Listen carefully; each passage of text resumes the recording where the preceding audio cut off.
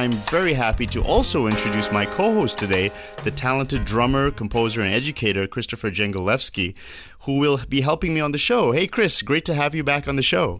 Thanks for having me, Nick. Great. I'm delighted today to introduce our guest, Howard Rees. He's an internationally acclaimed pianist, educator, and entrepreneur. He's the producer of the acclaimed Barry Harris Workshop video series, volumes 1 to 3. He's the founder of Howard Rees's Jazz Workshops, Canada's oldest independent jazz school in operation for over 30 years. The Jazz Workshops have attracted more than 2,500 students from as far as Argentina, France, Holland, Trinidad, you name it, all over the world. He's the founder and president of the We Are One Jazz Project, an enormously successful music and mentoring program for at-risk students aged 8 to 13 in the Greater Toronto area. Howard, great to have you on the show. Well, thank you so much. It's a pleasure to meet with you and Chris in this way, and I'm delighted that you would think of having me. I can say for myself, the internet, really jazz education as a whole was kind of rocked by the introduction of this Barry Harris guy who just appeared on YouTube out of the blue a few years ago. And everybody was wondering, where did this guy come from? This guy is fantastic. And so when we started to dig a little further, we realized that he released these wonderful workshop DVDs, and you had been producing them in Canada. So let's start off first with a little bit of an introduction to your background. How did you meet Barry Harris, and how did you wind up in New York taking his workshops? Well, let's see. It goes back to the mid-'70s, and I was a student in Toronto, and I knew who Barry was, and I had some of his records at that time, and I wasn't quite satisfied, let's say, with what I was getting at the school. I thought there was more to it than that somehow. And just around that time, I saw an ad in an old downbeat magazine mentioning that Barry had this class happening in New York. And I just basically I sent him a note, told him I was this Canadian university student who wanted to come to study with him, and didn't get any reply, so I packed up and went. And that was in 1978. And his class had been going for 2 or 3 years at that point. And I thought I was going to go for 6 months. I had a little gig here at that time and with a trio, and saved my money. And, of course, I got there and it ran out about 6 days. And but I stayed for, 7 odd years, something like that, and it was an addiction, but it was the best kind of addiction. He's absolutely a wonderful educator. And now I want to ask you, was his style of teaching similar to what we see on the videos all the way back then? Well, yes, absolutely. So he is a man who, as the video clips and so forth show, is I think he would agree with the term driven, and he is on a mission to make sure that somebody winds up playing properly, as he defines that term, and basically he is interested in passing along. He's a very important link in the jazz chain, let's put it that way, and he comes from Bud Powell, and he comes from Monk, and he comes from Charlie Parker, and Ellington and that sort of lineage. And so he is very interested in keeping that alive and keeping people knowing what the true meaning of what he is doing and how he views the music is about.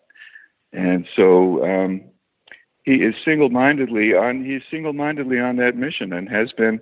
You know what? It's been 40 years this fall that I've known Barry, and I met him when he was 49 years old, and he has been on that. He's been like that ever. I can't think of a time when he hasn't been in that frame of mind. Back in the 70s and 80s, do you remember any other people there of note, people who dropped in and out? Because I read in his history, people like Coltrane would stop by his house. He taught people like James Jamerson, Paul Chambers. So were there any named people who were swinging by his workshop back then? Well, absolutely. It was a real focal point, actually, for the musicians. And that in itself was something that was new for me, going to New York. And that was it has had, traditionally it was a little different in Toronto, I guess. And so, like the musicians actually, when they weren't working themselves, they would swing by other people's gigs and they would come to classes, and it was it was a real community that Barry developed there, and a community that is there now that he's developed and is thriving. And for that matter, there are now branches of that community worldwide, because, as you know, Barry has been doing a lot of traveling to different places for a long time, and these communities have developed in all over the place. It was a larger than life experience for me going there, and I sensed that it was for the other people who were in the class too. Like, everybody knew something very important was happening there, even if you didn't really understand what was going on at first. And Barry's language is different from generally how things are out there. He has a different way of describing and thinking about the music. The theory part of it, I should say. It seems like he's really codified the language that musicians spoke, and he's mentioned that he's really been teaching all his life. Would you say that that's very authentic? All these concepts, were they as authentic as you can get? Well, yes. The answer is yes. And I'm a believer in whatever your area of interest is. It makes sense to go back as far as you can get as close to the beginning of it as you can. And as far as jazz goes, and for you and I, that means Barry Harris. He's the oldest teacher.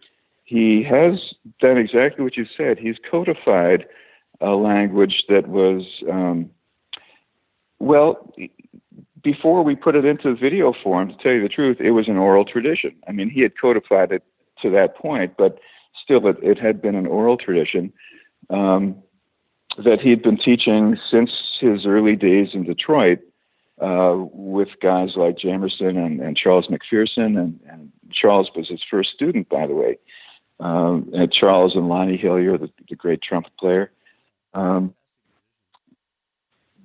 So I mean, this was sort of a sound of the day. I mean, if you listen to other piano players of Barry's peers, let's say, you hear similar kind of sounds, and particularly in the harmony and stuff, and it really was, I think, the sound of the day. But Barry he codified it, and he really made a language out of it that one could sit and learn, and study. And it is a very strong methodology. It all makes sense, and that's the beautiful part about it, I think. The fact that it's not a cut and paste kind of system. Everything comes from someplace, and you can trace it back to square one, and 0.0 actually, and move forward from there. And that's very important when you're trying to learn something.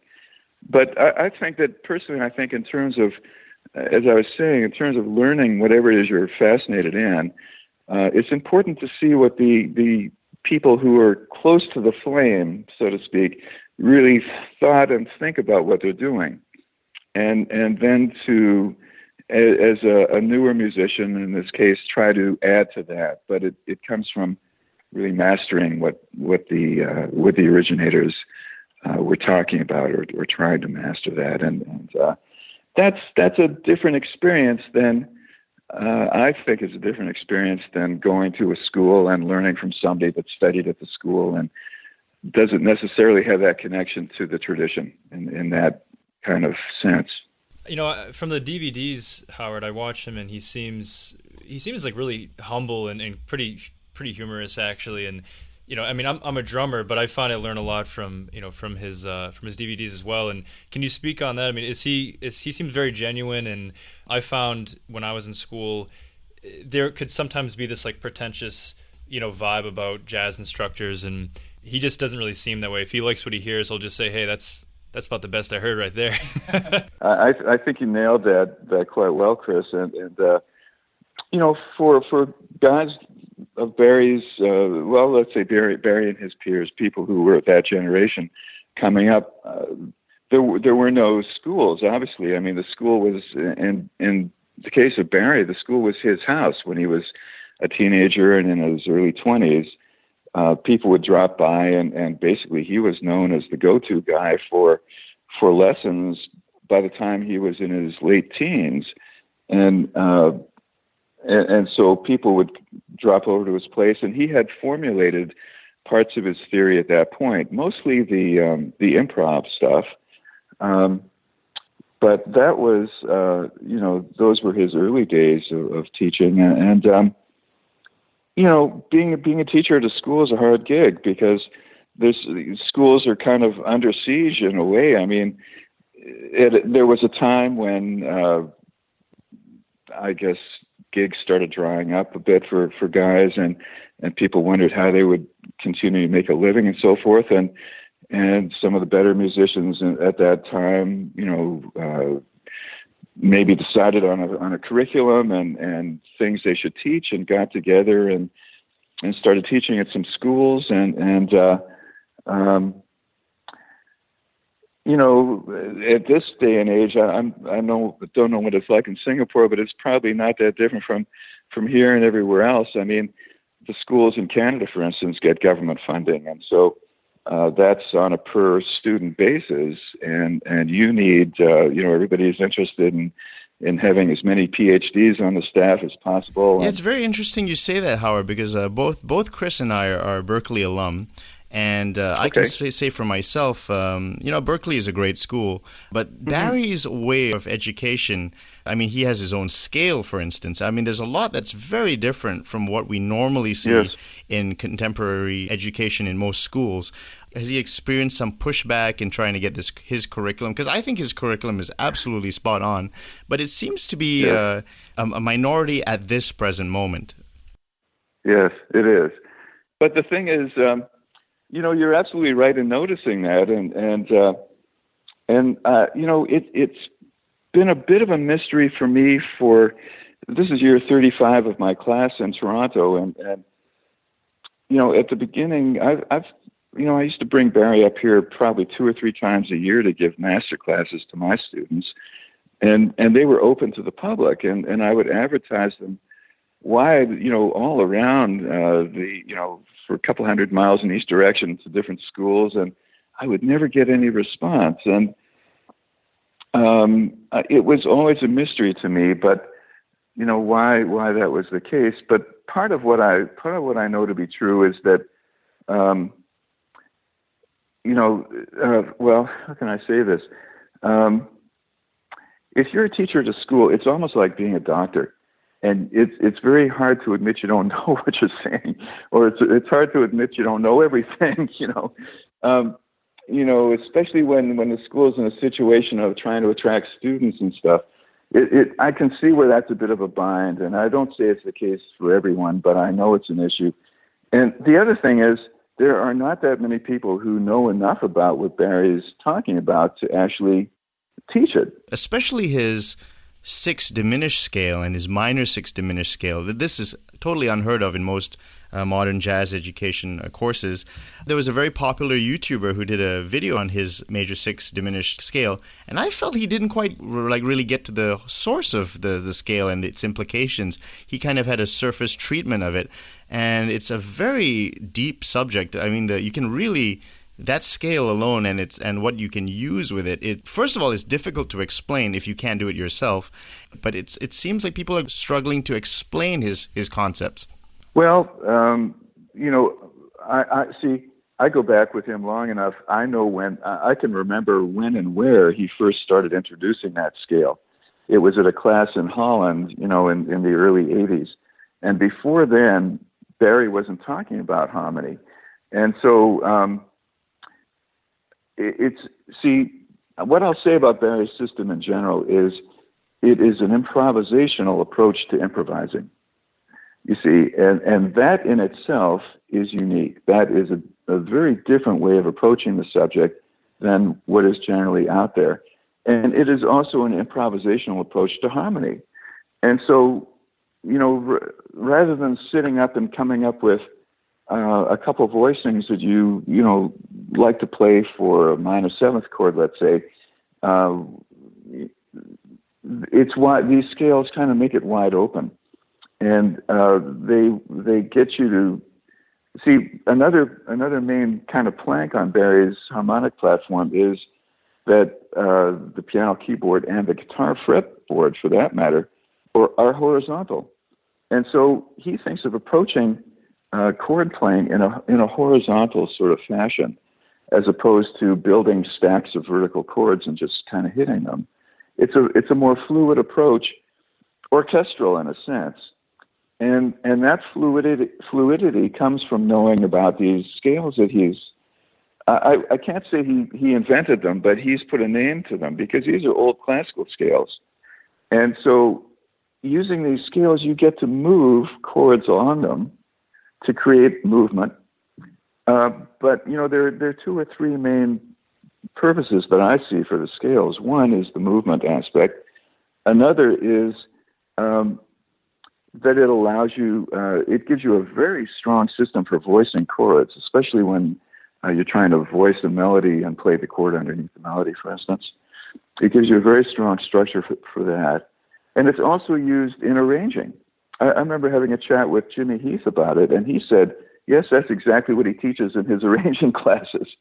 At that point in time, it's the six diminished chord theory. I don't know that he knew to call it that, but he knew that was the right thing to be doing. So Howard, when you're teaching or putting together your jazz workshops, how do you integrate, or do you at all integrate, like orchestral theory or just sort of standard jazz? I mean, because it seems like a good stepping stone to get into these process. Well, the advantage for me is that it is my own school, and I get to audition people for the school, for the classes, and the truth is, at this point in time, I haven't thought of advertising in more than 20 years, and people just seem to find out about it, and I would say that at this point, the people who study with me and who are newer and just happen whenever new people come by, they know what I'm doing, and so they kind of come knowing that much, right? So I don't really have to say, well, this is what I'm doing and it's different in this way. They know that it's something different. They've already heard about it. What is the audition like though for these students? Like what do they have to do? Like if people are listening, like what could they do to get into your program? What would you be looking for? Well, you know what? They just have to know the scales good. The dominant scale, dominant seventh scale, the major scale. As far as the improv goes, see, I have kind of three parts to my school, four, I guess. One, the main thing are the improvisation classes, and so the entry point of that is really knowing the dominant seventh scales really well, because that is what one winds up playing the most in terms of improvisation. And we just sort of work from there. We learn the connections between how things, what, I'll tell you one thing I've noticed of how, what I've noticed from students over the years, and that is that I see, because a lot of my students have already graduated from a music program and might be teachers or professional players themselves. And so I find that people coming to me might know a lot of things, but they haven't necessarily been shown how the things are related. And that's a key point in actually being know how to play properly, because you need to know how things are connected. And so that is a big piece of this whole deal in terms of talking about the theory, and it just makes for more efficient practice time, for instance. For instance, when we talk about chording and stuff, there's no such thing over an octave. So, there's no such thing as 9s, 11s, 13s. I mean, we all know they exist, but the truth is they come from somewhere. It's not just an add-on above the octave. It's, it actually comes from a reasonable place. And so, we try to make connections like that for people to help really understand what's happening. So, there's no kind of mysterious corner of the tune when it comes time to learn tunes and stuff.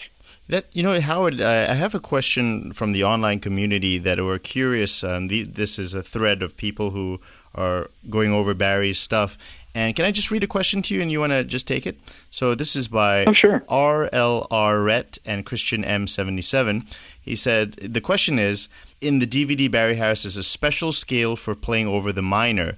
That turns out to be the minor 6 diminished scale. However, nowhere else, at least in the first set of DVDs, does he seem to use the minor 6 diminished scales for single note lines. Does Barry Harris suggest working out changes of a song by playing this scale over dominant chords from the important minor or the scale over major chords? I think the main question is, does he think of that diminished 6 scale as a harmonic device separate from single line improvisation? Mm-hmm.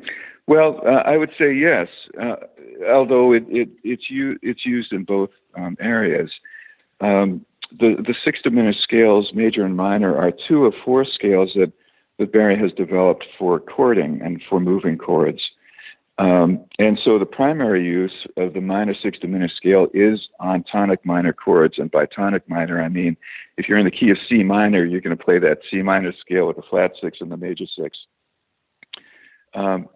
But there are other uses of the scale for improvisation. One of them is as the altered scale, and see, the minor 6 diminished is our altered scale. So, for instance, against the C dominant 7th chord, what you do is you wind up playing the D flat minor 6 diminished scale. And so if you take a look at that, if you compare every note of that D flat minor 6 diminished scale to C, because you're going to play it over C7, you wind up with a flat 9, a sharp 9, a flat 5, a flat 13, and a natural 13. So it's actually all the notes we get in what most people think of the altered scale plus 1 additional. In the DVDs, he mentions this over the minor, but I've seen other videos where he, for instance, in the second video, he talks about the harmonic minor scale.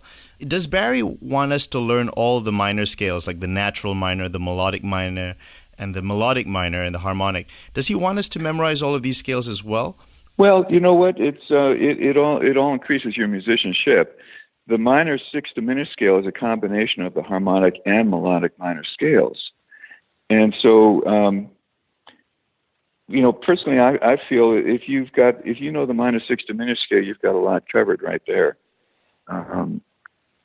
So that, and the only thing I would caution people about is that it seems pretty widespread, and mistakenly so.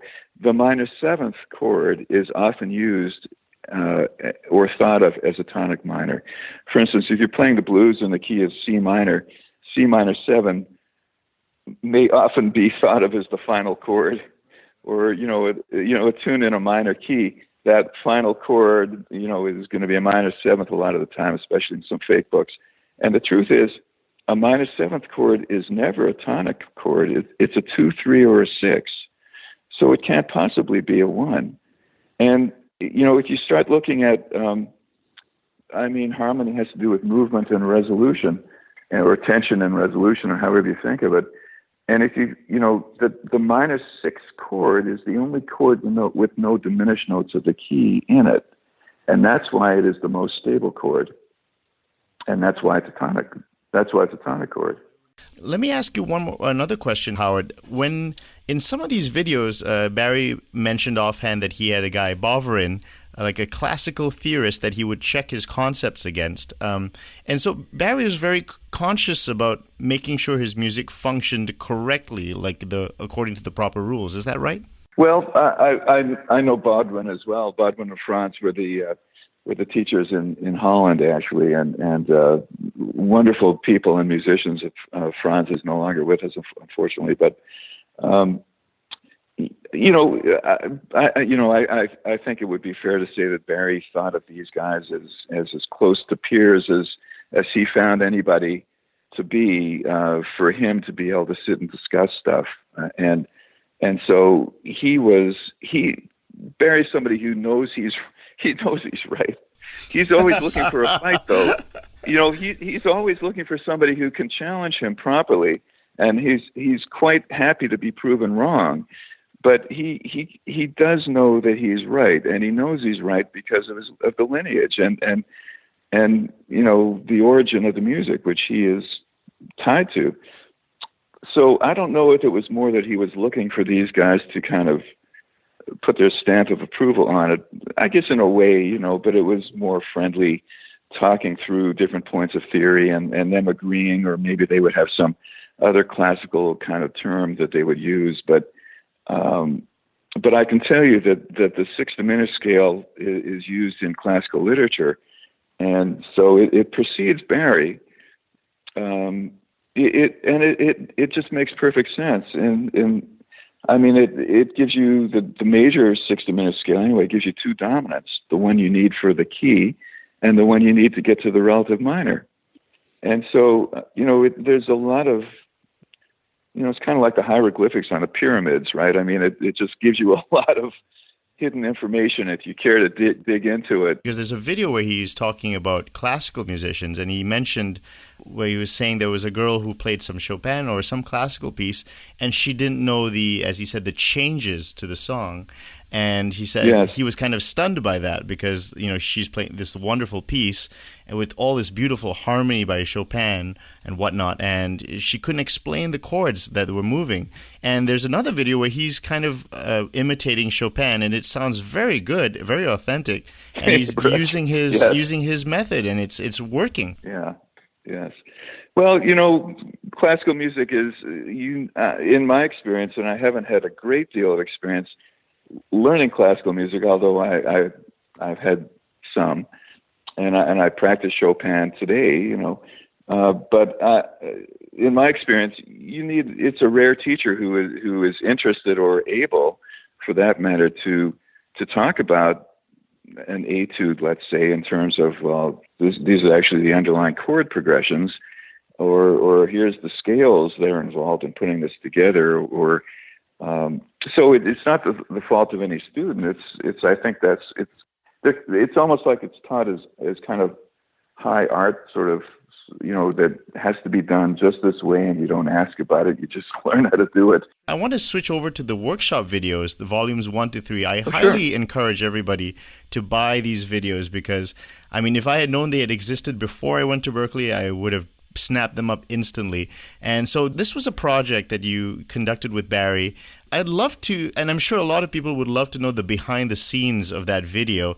Could you talk a little bit about the production of the video and how you guys planned it all out? There were some wonderful musicians on that video. And how was the recording process? Was it smooth? I want to know, is there any extra footage? I mean, there's not enough Barry in this world, I can tell you that. That's very true. Well, you know what? As a student in Barry's class, I can remember occasionally he would just sort of pause and say, "Oh, I wish I had a video of, I need a video." He would say that once in a while, just as something I guess he thought maybe his students should have to be able to take home with them and follow on their own kind of thing. And when I came back to Toronto, I just through a series of good fortune, really, just found myself in a position where we could actually get this together. And so it was a series of, we had 2 weekends, one in the spring and one in the summer, and we had Barry come up here, and we had a TV crew from one of the TV stations, and used a rehearsal room at one of the universities, and I had a friend at that time who was he was an amateur musician, but a business guy, and just a complete believer in what Barry was about, and he graciously and generously put up the money for us to do it. And so kind of all these components came together, and that was in I guess 1991 or 2. And then the second one, it just occurred to me somewhere around 10 years later that in that period of time between the first 2 volumes, that's when Barry started developing and talking about his harmonic side. And not that he wasn't playing it all that time, but he finally put the language to it and was actively teaching it. And so, it just occurred to me that it was time to do part 2, because part 1, kind of has some very preliminary thoughts on the 6 diminished stuff, but part 2 really nails it, and it is the complete harmonic system, at least the main ingredients fleshed out very well. And so that was a similar process, and Barry was very happy to have the opportunity, I think, to formalize the stuff, and so yeah, I mean, it's just been. I just feel incredibly fortunate to have had a small part in that and be part of the learning process in general. It's just an ongoingly wonderful part of my life. We were discussing how he interpreted classical music and how a lot of young just musicians in general, they don't really know what they're playing. So they can memorize something, which is, there's some utility in that, and that can be impressive, but Absolutely. They don't really understand Sure. the connection of what they're doing. And I wonder, you talked a bit earlier about your classes and how a lot of these students already more or less understand these things. How would you suggest going about explaining this to someone who can play, but maybe they're not like this girl in his class many years ago? She didn't understand the changes she was playing, yet there's a high level of talent there. How would you go about giving them this information? Well, I think that I think first of all, the music comes first, and so somebody has to fall in love with the music, and just period, like the standards, the greatest players, somebody has to kind of be in that position to begin with, and then have an interest in digging in themselves and figuring out how that's done, or which is often the greatest challenge for the person that comes from the classical tradition, and learns perhaps at a very high level how to read what's in front of them, but doesn't necessarily know what to do without the music, and so I just tend to explain it the way it was explained to me, and that is that this is the jazz comes from classical music. Barry has said this. Actually, I think it might have been Bowdwin in Holland who first said it this way, and that was, he made the observation that when classical music, when improvisation, I should say, stopped in Europe via the classical music, the improvisation bug jumped across the ocean, and there it took root in the U.S. And from there now it's worldwide, of course.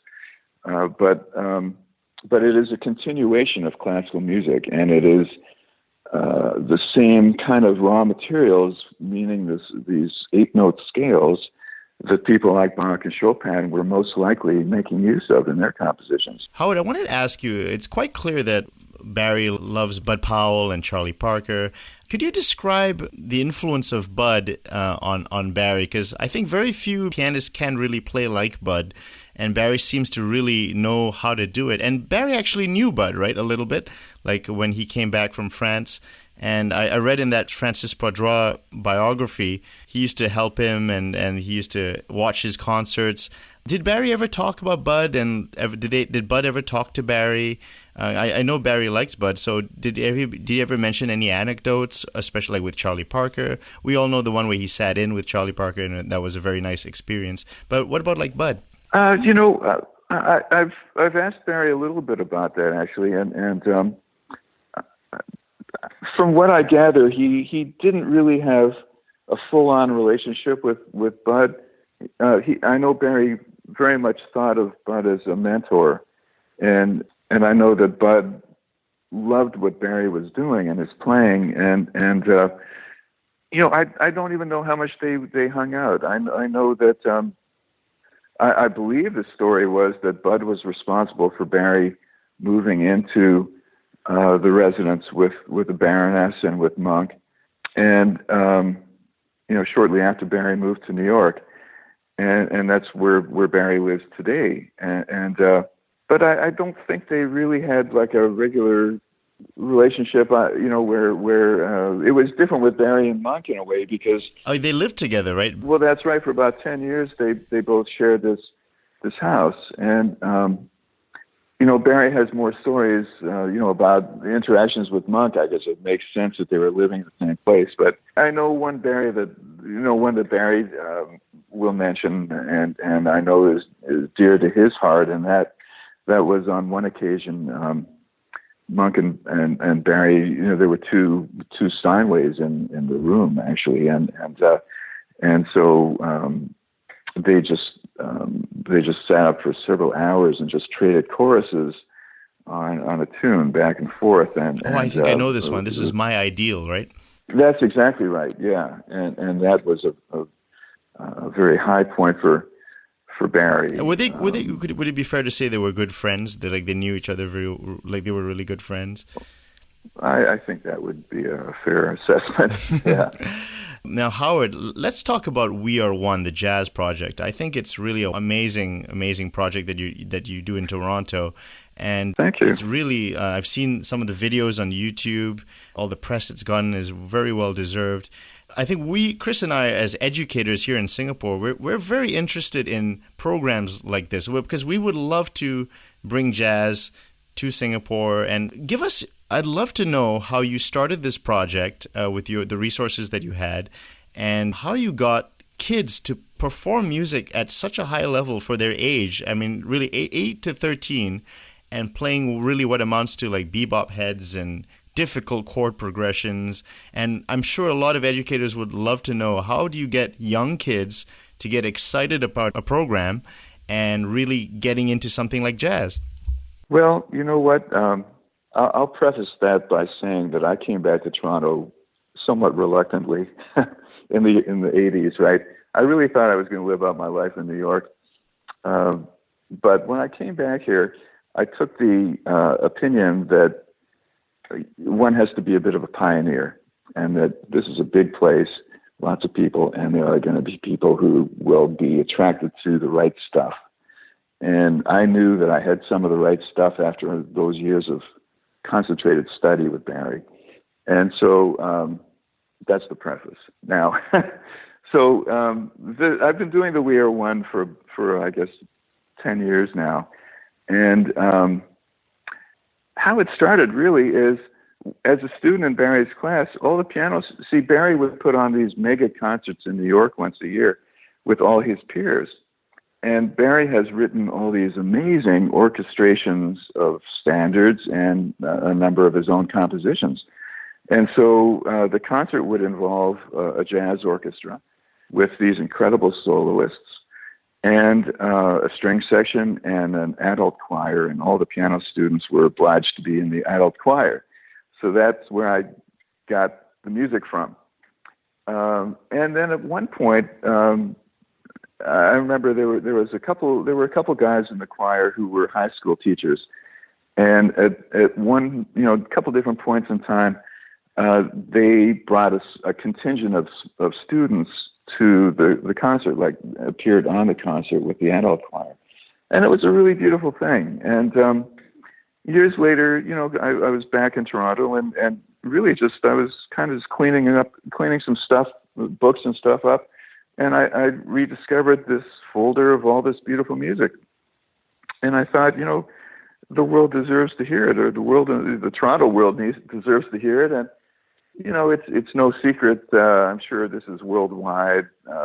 Funding for the arts, arts education is kind of pretty close to the bottom of the list in a lot of school boards. And it certainly is in these parts.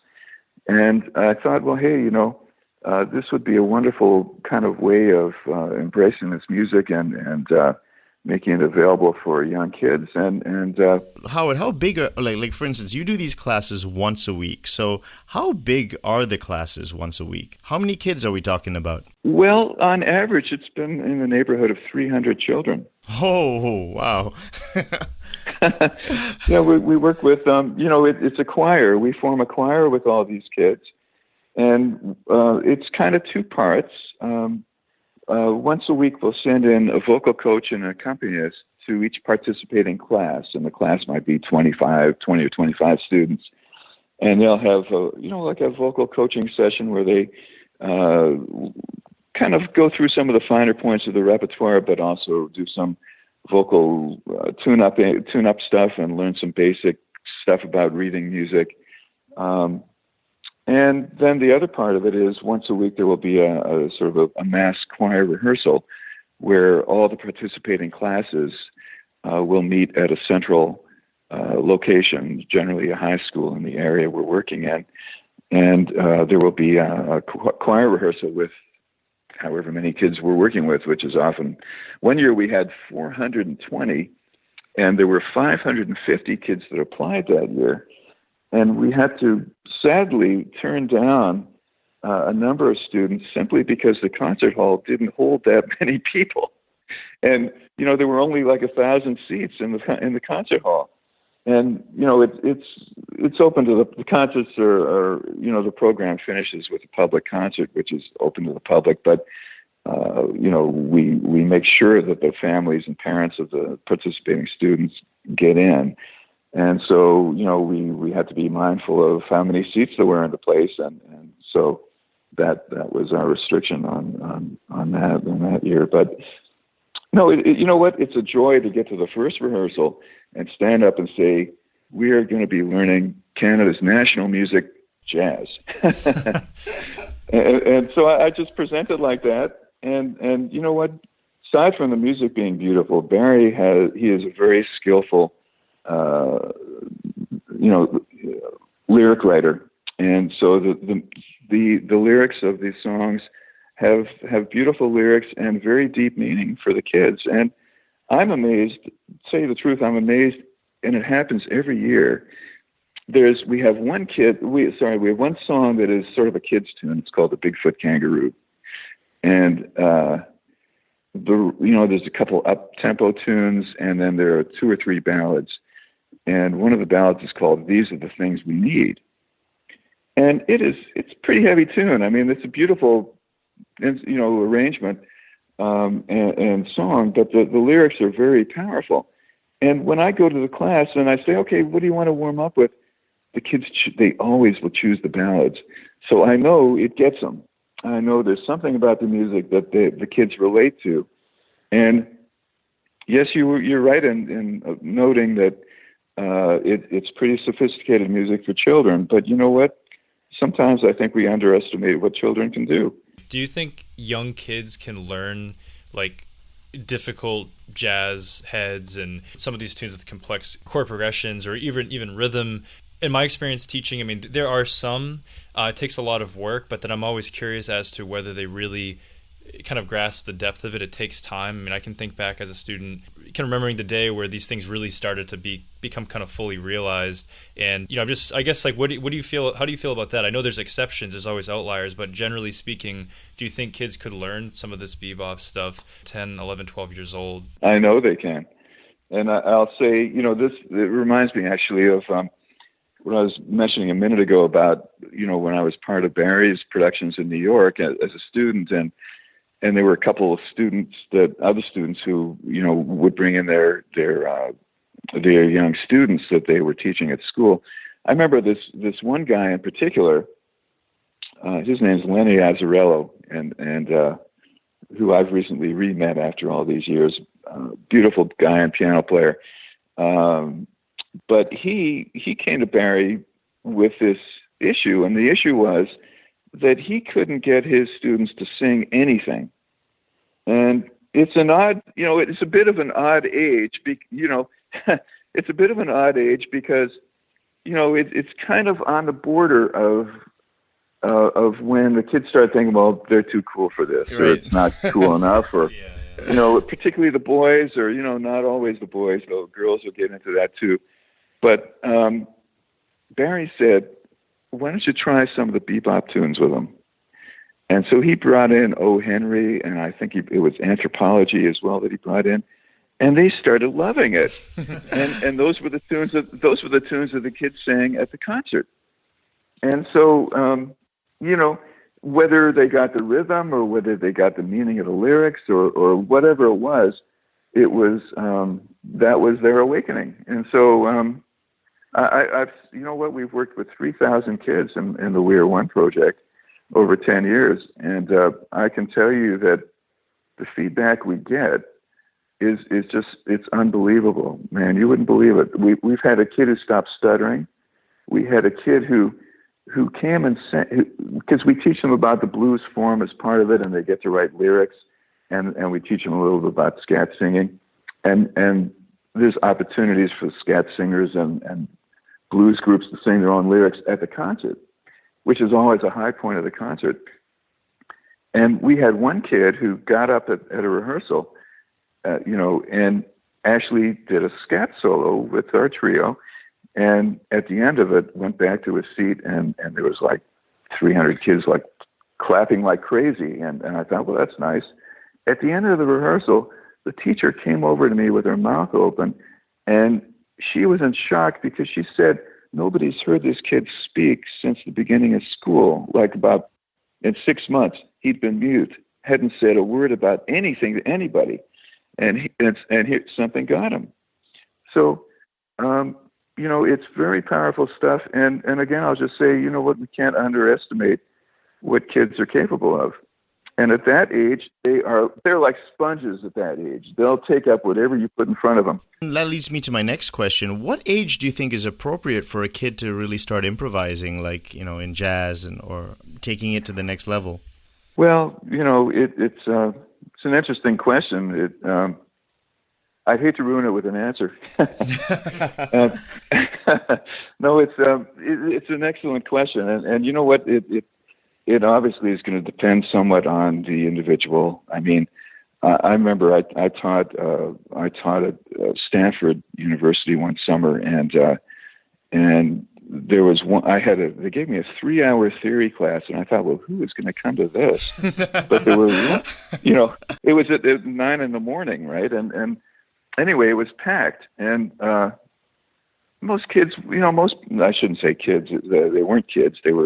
Most people were in their early 20s and older, but there was one guy who was about 16 and very, very, like an exceptional kind of person. And, didn't even seem like he was paying too much attention in the class. At the end of the 3 hours, every day he'd come over and play on the piano everything I'd done. And so it's really just he was quite exceptional, but I mean, it depends on the person largely. But the bottom line is, you never stop learning. It's not about learning new stuff all the time. I'm not a believer in that. I'm a believer in the tools that Barry has as you said, codified. You learn those. There's not that many principles. There might be half a dozen key points that the whole thing hangs on. You learn those really good, and then you start digging down. It's not about going out. You dig down deeper, and you just spend the rest of your life doing that. And so, it's not the 5-year-old child that's going to start in deep that way. But I know lots of kids that like playing around on the piano, and that's their improvisation, and they might obviously not know intellectually too much what's going on, but the connection is that they need to know they can do it, and need to know it's fun, and that's a good start. All right, let me ask you these quick questions then. So, how much practice do you recommend a student do a day? Well, I'll preface that by saying I tell my new students, be careful because this will ruin your life. And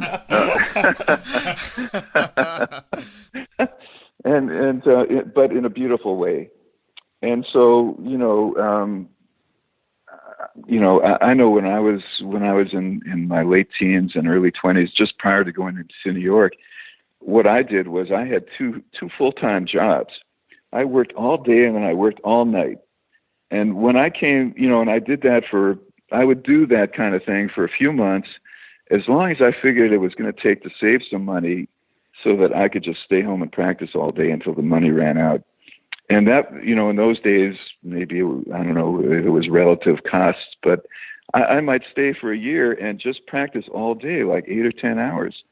And when, money ran out, I'd go get the jobs again and start it all over again. So, the thing is, there's a lot there, and there's a lot to take in, and it happens over a long period of time. This is not a quick, easy thing. If it was, more people would do it. But the thing is to organize what you're doing and to know what's important to focus on. And that's where I find that Barry's method it's second to none. I mean, that's what it will do. It organizes the material. As I said earlier, there are no cut and paste kind of jobs. Everything makes sense, and everything comes from somewhere and leads somewhere else.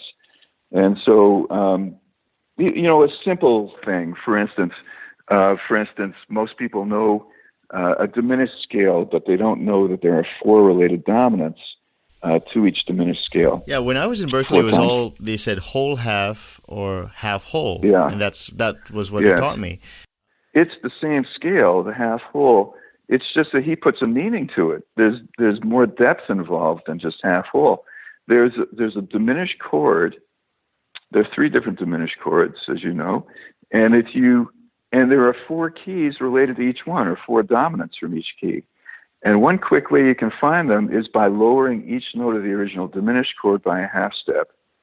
And the note that you've lowered, like let's say we have the B diminished chord, and you lower the B to B flat, well, now that's a B flat dominant 7th. If you lower the D to D flat, you get D flat 7. F to E, you get E7, and A flat to G, you get G7. Well, now you've got a family of 4 dominants that are related to each other through this common diminished. And so there you get a couple things. First of all, one as anybody other than a piano player, but including piano players, need to realize is that scales outline chord movements. Because, see, there's a lot of people practicing scales and don't know they're actually practicing chord movements. And so what you realize is that, B flat 7 to G7, well, that's like playing D minor 7 flat 5 to G7 by running those 2 scales together. If you run the B flat 7 scale to D flat 7, that's going to the tritone of the G7. So you see, if you learn to organize what you're doing, you can, who's got 10 hours a day to practice? Not too many people. But you can get a lot accomplished in 15 or 20 or 30 minutes if you know what to do, and if you know how to go about doing it, and if you know the context that you're practicing in, So one thing I do in my classes is we learn those sort of connections, and we make up what I call like a little scale map for each song. So you know how to cover the song by scales. And if you do it right, somebody could walk by and know what song you're practicing because you're sounding the harmony by running the correct scales over the changes. It's brilliant. I mean, all of this information, Howard, you've really codified it so well in the DVDs and also Jazz School Online, which is a website that you run that has all these lessons that I really encourage people to go and check out and subscribe to. It has everything that Howard is saying, and I mean, there's so much, like you said, Howard. Once you really plumb the depths of it, there's so many lessons there. So everybody, please check out that website. Howard, just before we end off, I have 2 really rapid fire questions for you. Now, okay. Let's talk about that foot, the 2 and the 4. Now, Barry does not like that tapping on 2 and 4, right? And so now when we're practicing with the metronome, how would Barry kind of do that with the metronome? Does he practice with the metronome? I don't know that he does. He probably has one. I'm sure he has in the past, but I can tell you personally, I've learned, and I do mean I've had to learn to put that metronome on 1 and 3, and I have learned also to tap my foot on 1 and 3, or sometimes I'll tap it on all 4 quarter beats. But what that does for you is it makes the 2 and 4 feel like the ups. And that is a very different way to feel things. And it's very important and very integral to this music because, when things aren't working out rhythmically and you're playing or in a group that you're playing with, it's because people aren't really paying attention to the upbeats. A lot of the time that's the case. And so it makes the music breathe. And it's just a very important piece that, Barry kind of does a funny thing with it on the video, and I've seen him do this. in classes too, where he says, "Well, if you tap your foot on the 2 and 4, what are you going to do with your hands? You know, you can't."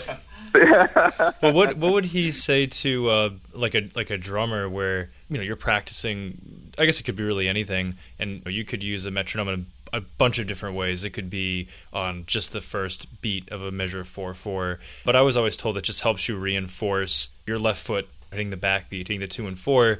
I like what you said though. That really does help the time breathe. And I mean, I would personally probably do both anyways, like just to kind of get that different perspective. But do you think there's is it any different for a drummer to maybe use the 2 and 4 with the click just to work on their time, or just 1 and 3 just the same?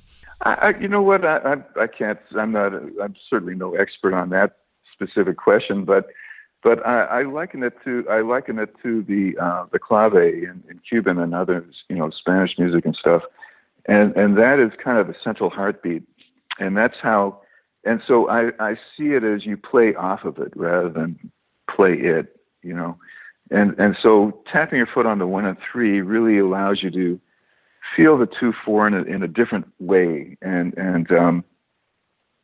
I don't know, it's still kind of work in progress for me, I have to say, and I just would encourage people to try it out.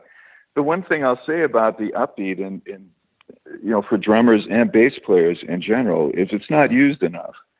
You have to play what I call an exposed upbeat. And exposed upbeats are notes that don't have a downbeat right after them. So that would be meaning another note. It would be something that's tied, or So basically, you play like 1, 2, 3, 4, and 2, 3, 4, and 2, 3, 4, and what that does is it does away with the 1. So in other words, it makes the whole feel of the music more circular, and I think that's what needs to happen, rather than these sort of artificial, measures, which are vertical kind of structures again. But doing away with the 1 helps round it out, and I think that is a rather hip way to do it. And I think bass players need to think about that too, like more over the bar line phrasing. Yes. For bass players and drummers, so not always nailing the 1 every. No, you mentioned that for bass players too, so not hitting the root, or just I guess anticipating it, or what would you suggest for bass players? Well, if you're hitting I would practice that upbeat. You see, we put a lot of attention on the downbeats, but the truth is this music is about upbeats, and we need to give them equal voice.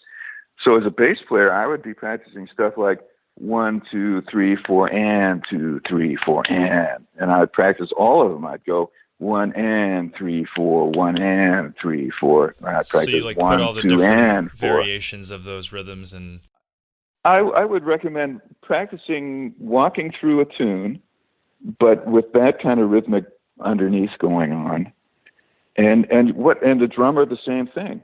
And you see, when the drummer and bass player practicing together, it's not that you have to be playing the same upbeat. You can play different ones, and they complement each other.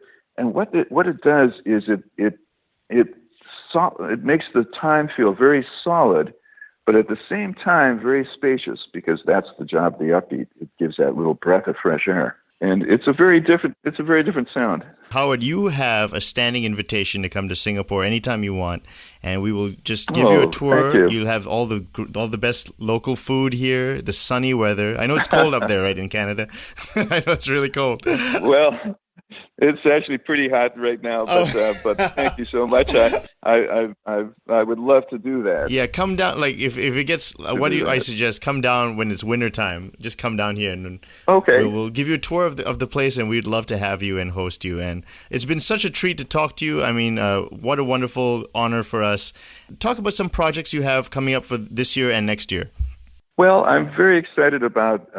I'm currently exploring the possibility of expanding the We Are One project to outside of Toronto, and that's I won't say anything in detail because it's in the works, but it looks like it might happen, and I'm very excited about the possibility of bringing it to another community, and that's sort of the focus for the summer just now, and